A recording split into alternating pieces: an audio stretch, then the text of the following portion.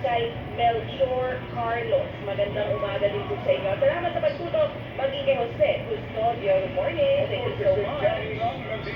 Good morning to you and sa kanyang may bahay, kay Mambona, at Stacer Ray, at Jet Monsot. Ganda umaga report kay Nanay Christy Fermin. Good morning, Nanay.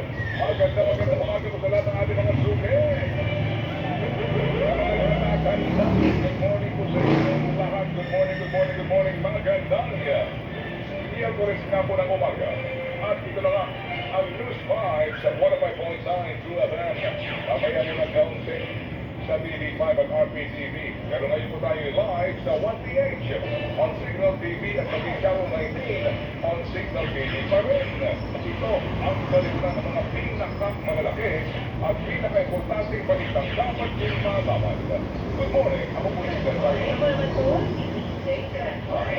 At ngayon sa ating mga pangunahing balita, handa po raw ang kampo ng prosekusyon na kontrahin sa kanila pong magmosyon ang mga abogado para pasamantalang makalaya si dating Pangulo Rodrigo Duterte. Ayon po sa lead counsel si Duterte na si Nicolas Kaufman, nasa final touches na daw sila sa pagbuo ng defense team ng dating Pangulo.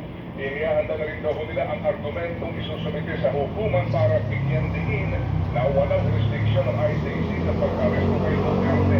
Dahil kano pumatagal nang umanang sa room statute ng Pilipinas.